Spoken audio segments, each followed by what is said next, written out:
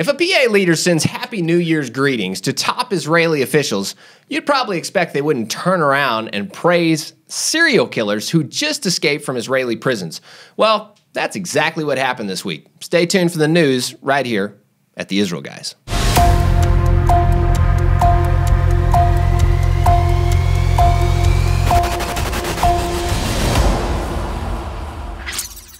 Welcome to the Israel Guys, where we believe that in a world of fake news, you should connect to the true and authentic stories of Israel. We're here on the Mount of Blessing, deep in the biblical heart of Israel. I'm Luke Hilton here with Joshua Waller.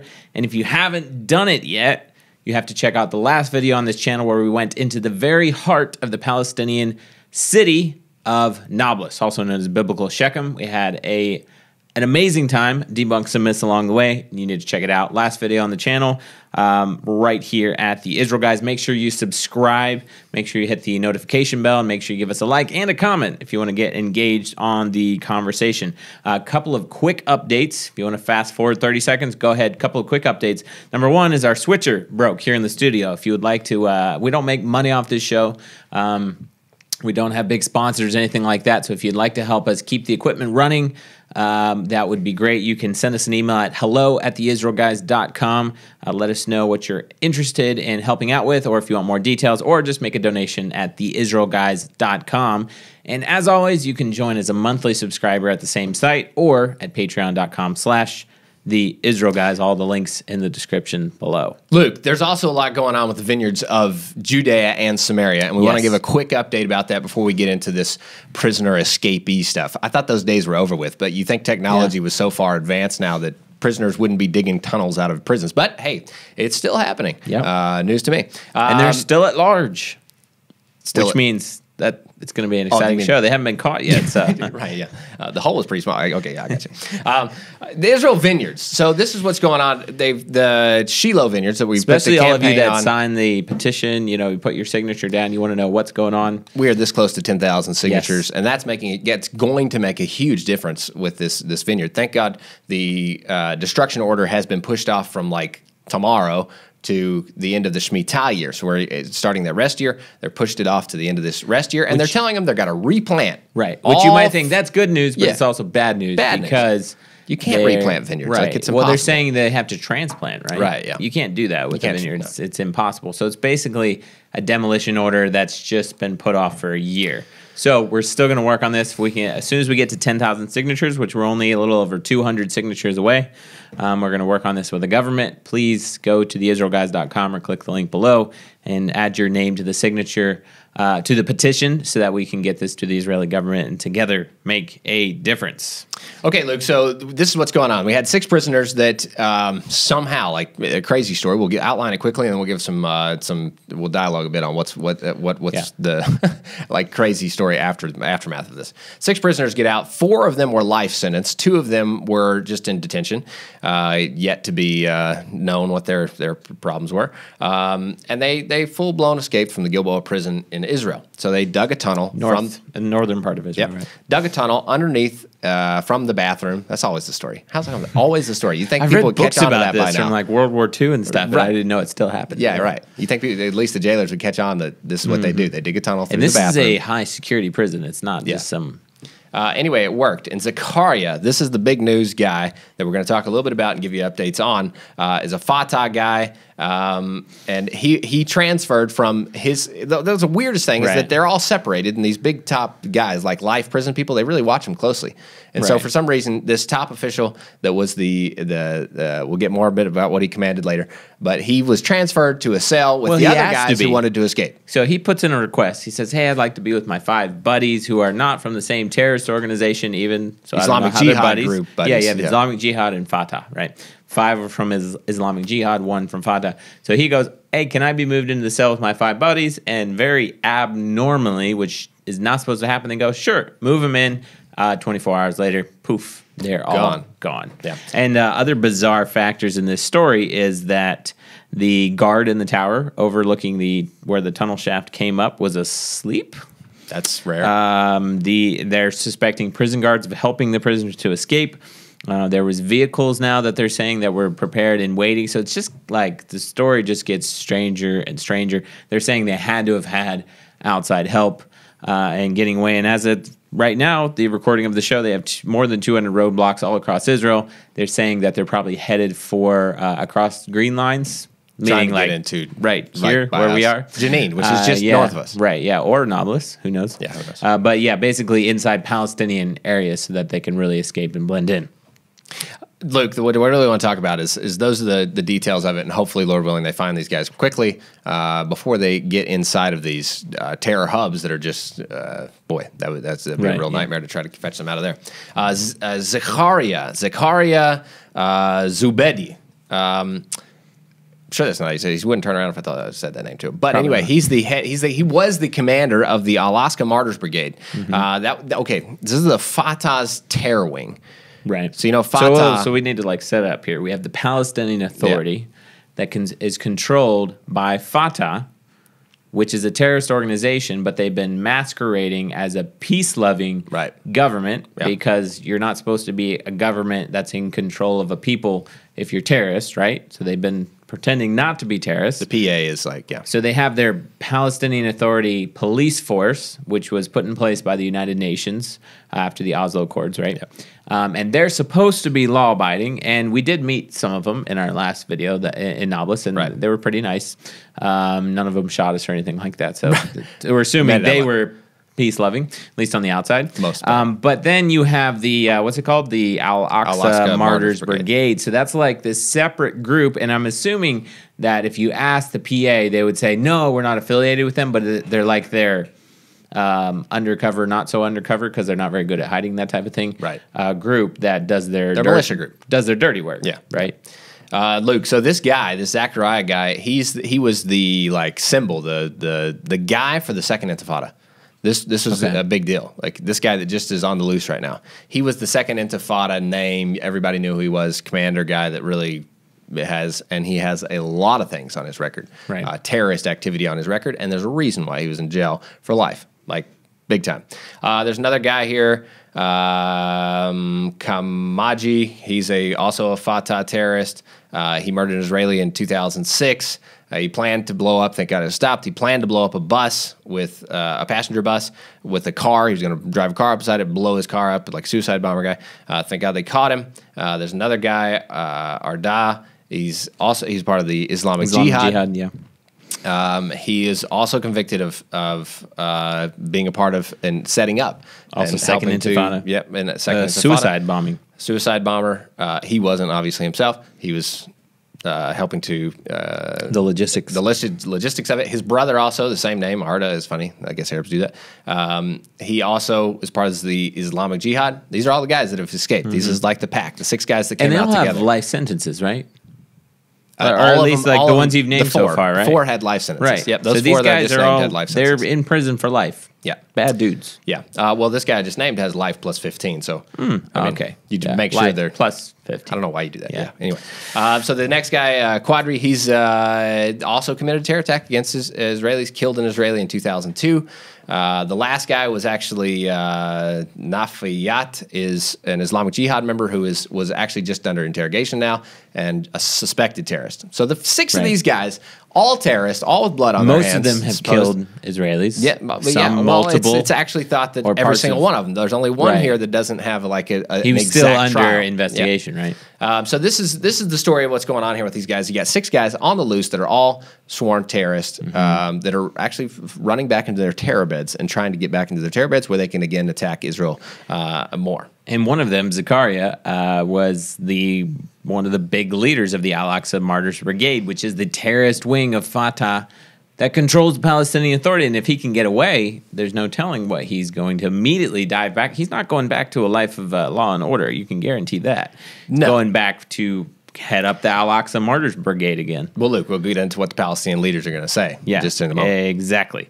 And like you mentioned in the pre-show, you would expect maybe, what are we going to expect the government of the Palestinian Authority to say regarding these terrorists? Well, might be a little unexpected, or maybe it will be expected. If you're pro-Israel and you actually have your eyes open, you might know exactly what they're going to say. But first, real quick, I want to tell you guys about this book. It's called Facing Jerusalem, and I don't want you to miss out on it, because right now, for the next 6 days, all of these books, and we have a limited left in stock, are 25% off, and you can go to facingjerusalemthebook.com and use the promo code The Israel Guys only until September 14th. So grab your copy today. It's facingjerusalemthebook.com. I wrote it along with my brother-in-law, Zach Waller. You've probably heard the famous verse, "If my people who are called by my name will humble themselves and pray, then I'll heal their land." There's actually a ton more behind that verse and the whole entire story about how Solomon asked God to answer the prayers of those from the nations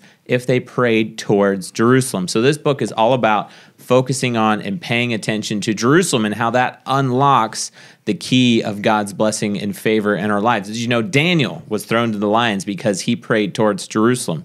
Yeshua, Jesus, our Messiah, he was actually rejected from villages because his face and his eyes were fixed towards Jerusalem. This book is for Christians all over the world who want to understand God's heart for Jerusalem and how that is the key to God's blessing in their lives. Want to make sure you get your copy. We're almost out of stock on all these.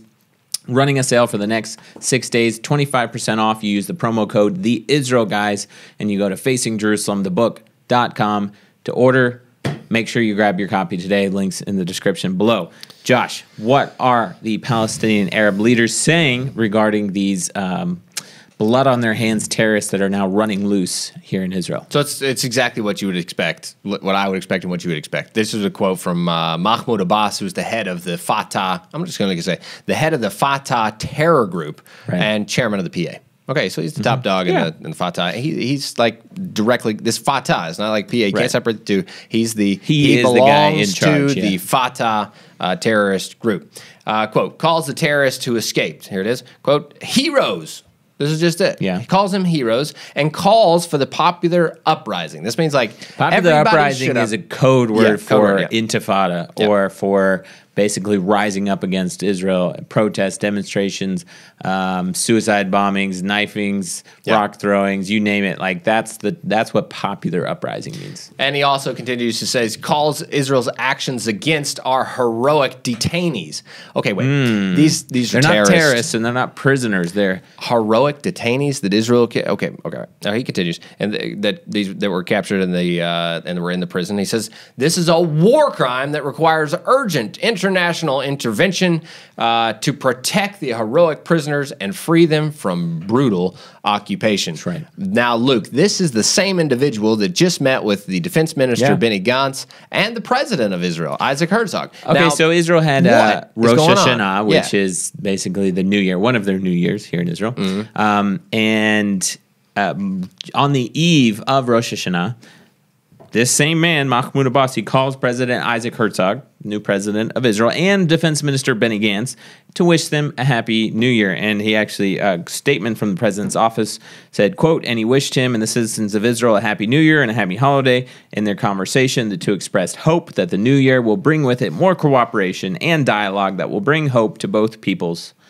So, this same man, just to make things clear, Happy New Year's also means terrorists are heroic detainees, and keeping them in prison is a war crime that requires urgent international intervention. I just wanted to make sure. Happy New Year equals terrorists are heroes. Yeah, okay.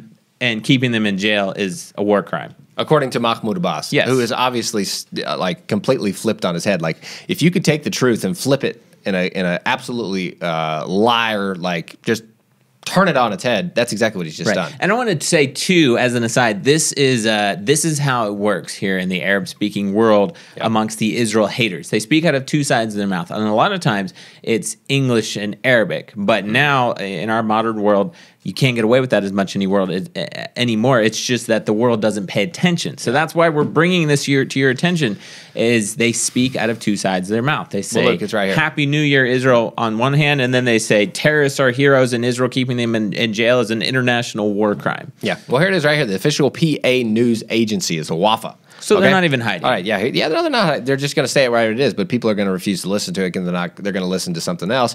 This is exactly what they said. They called on the Palestinian Arab public You know, even them, they call it the Palestinian Arab. I love that because, like, even them, they understand this. Just Palestinian, the name, like, it's actually Arabs. Yeah, it doesn't work. Yeah. Palestinian Arab. Like, I want to make clear, oh, the Arabs, because you know, back in 1948, the Palestinians were the Jews too, so they know history better than a lot of people. Exactly. The Palestinian Arab public to launch an immediate popular uprising. Again, popular uprising, terror, like attack Jews, in all cities, villages, and refugee camps in solidarity with the heroic prisoners, emphasizing that the Palestinians will not leave them alone in this campaign. Again, can I make this even more clear, Luke?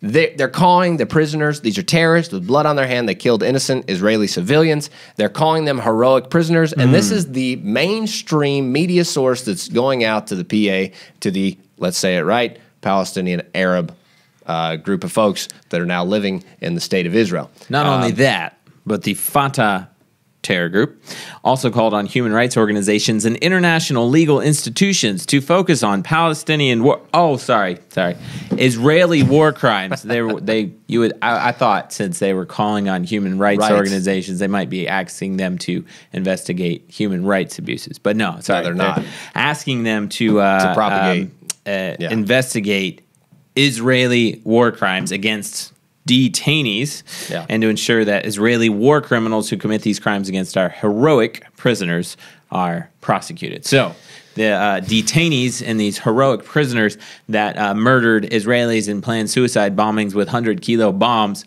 are heroic detainees, and the Israel that is keeping them in prison should be investigated for war crimes. So I guess the question now is are the locals listening? Because this is their media, this is their leaders are all telling them kill Jews, just throw rocks, shoot, whatever you got, just use it, kill, attack Israel. And guess what? And they're actually doing it's working. Yeah, it's working. Just about less than a kilometer away from where we are right now. The entrance of Nablus Shechem, where our video came out from. There was riots. This video is from the entrance of Nablus, tires burning, demonstrations. And an IDF patrol came under live fire in Ramallah. Actually, they weren't just throwing rocks; they were actually shooting real bullets at them. Look, I want to make something clear here because I think people are missing a little bit of the hidden what's going on underneath, and I find this very fascinating myself. What you ask, what would Abbas have to do? This is Mahmoud Abbas, the PA terrorist leader, Fatah. What would he have to do with the Al-Aqsa Martyrs Brigade? Right. And what would this Zechariah guy, commander of the Al-Aqsa Martyrs Brigade, getting freed? And why would Mahmoud Abbas be praising this moment? Well, you got to understand, like you started to outline earlier, you got to understand that Mahmoud Abbas is basically Zechariah guy here is like his commander. This is like his commander-in-chief for his frontline defense. He's not going to say it in public, but his frontline defense is this Al-Aqsa's Martyrs Brigade. This is like his go-to guys.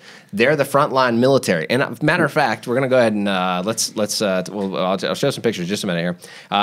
He's the most famed escapee. This is out of the 6 guys. He's the big top dude here. Like I said, he's the commander, and he's basically Abbas is saying, "Hey, I got you back. You're my commander guy." So the 2nd of December, I want to mark this out. The 2nd of December, it's like almost like this brigade, the Al-Aqsa Brigade, Martyrs Brigade, had like this September. September. Sorry, 6th. you said December. September 2nd, just a few days ago. They have this huge rehearsal, like what do you call that? Like a practice run in drill. In Jenin, in the Arab city of Jenin, and they'll show these pictures up here. They go out as full scale, guns, everything you got. They're throwing all this out there, and like I'm not talking about small scale, nothing. Like they're full military rolling here, and the PA is nowhere to be found. So where's the PA? And it's a military drill, and they actually it's not like hidden. The PA sends out messages and news articles, and they're like supporting it. Okay, so why would Mahmoud Abbas be supporting this terrorist faction? Okay, this Al-Aqsa Martyrs Brigade deal is not just it's not just me saying it's terrorist. Right. They're a terrorist organization by America, by Europe, by Israel, and that's just named, like some of the bigger nations in the world. They're a terrorist organization, flat down on it, and they're partnered with the PA Fatah movement. This is their military wing. So don't miss that. And so this happens on September 2nd. By September 6th, This guy breaks out of jail and is wow. like back on the scene. And You like think I they haven't knew what seen was anything going of this on? Alaska Martyr Brigade in like what? A long time. They were like, hey like guys, it's been a while. Commander's coming back. We better get back in shape. Like Drill how in the coming world up. did they know? Like this is really kind of wild. So yeah, I guess where he's so this headed. is really kind of fascinating to me, and that there's not a resistance to it at all, and Right. the PA is like welcoming this terror group to come in and establish camp now. Right. Wild. Guys, definitely these terrorists are not going to be able to escape Israel's security for long. They are out looking for them. Every security establishment in Israel is out looking for them, and I think they're going to be caught pretty soon. But pray for Israel that they will. These things are things that the mainstream media is not going to tell you, but you know the truth because you have your eyes wide open, and that's what's important to know is what is really happening when terrorists get out of prison here in Israel. Josh, time to end on a little bit of good news. We have some awesome statistics that came out with Israel's New Year, with Rosh Hashanah here. Israel's population is now at 9,391,000 people. They grew by 146,000 people over the last year, which is a 1.6% growth rate. Average birth rate in Israel is 2.9 children per woman. Wow. And over Rosh Hashanah, over the 2-day holiday, 133 babies were born in the Shaarei Tzedek Hospital, which I think was pretty awesome. So that's good news for you to know that Israel is growing, they're prospering. And also, another very random statistic, but I thought it was really neat to throw in here, is that 25,500 Jews prayed on the Temple Mount in the last year, which is an increase of 13% compared to the previous year. You might think that's not a lot, but you got to understand 10 years ago, like even Orthodox Jews didn't go on the Temple Mount to pray. This is a growing movement. And also 6 years ago, it was almost impossible to go up there and do anything because just riots would break out. We were kicked off more than once, right? Yeah. And that's actually changing. You have more than 25,000 Jews praying on the Temple Mount, and Israel's population is growing, and that is cause for good news. Guys, as always, tune out the fake news and tune into what is actually happening here in the heartland of Israel. We'll be back next week right here at The Israel Guys. Hey guys, thanks so much for watching. Go ahead and subscribe if you like that content. We can get it to you every week right there at your fingertips. If you really liked it and have questions, anything, we love comments. Go ahead and leave us a comment as well. If you'd like to even go further, your support would be greatly appreciated. We've got lots of content, lots of ideas that we want to keep pushing out there. If you want to support, you can go to our Patreon page or check us out at theisraelguys.com.